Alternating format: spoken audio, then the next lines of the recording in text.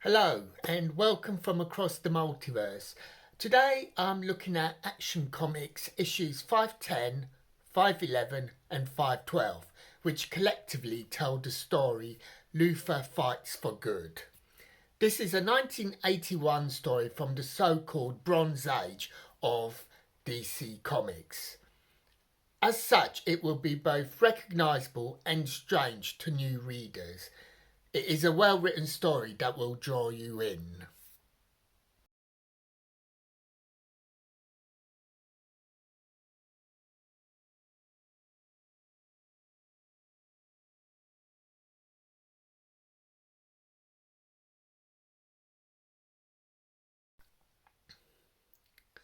The story begins, predictably enough, with Superman on a rescue mission.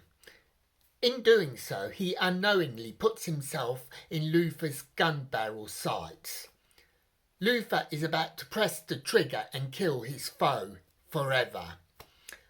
Luthor presses his finger on the trigger and stops and misses the moment, and Superman flies off. And so begins a rather strange, intriguing story.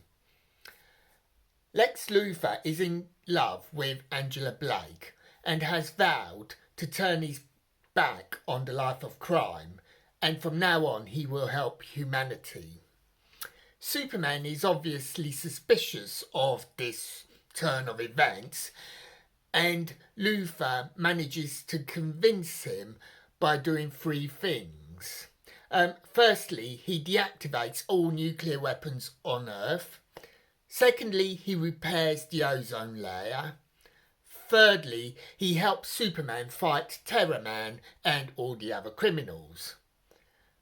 But is this enough for a new partnership to be formed between the two former enemies?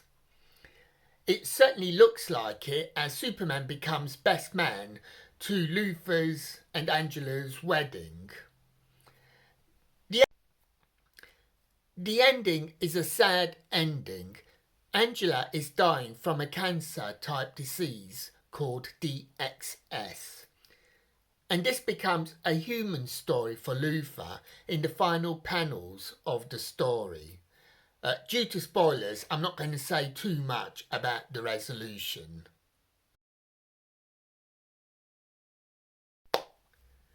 I first read this story as a boy in 1981 and I was totally mesmerised by it. Reading it today, I can see the simplicity of the story, such as the made-up cancer disease called DXS that Angela Blake suffers from, or the advanced technology that both Superman and Lex Luthor have easy access to. But the main thrust of this story is that Luthor is a reformed character in love with Angela and an ally rather than a foe to Superman. Back then I had to ask myself that question: can a leopard change its spots? This is a big question for youngsters to grapple with.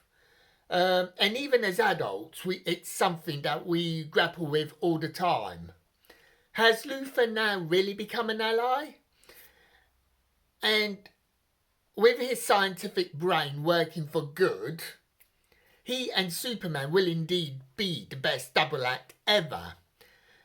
And added to this, there's the human involvement of Angela's illness. How will it impact on Luthor? Obviously, I am not going to spoil the plot.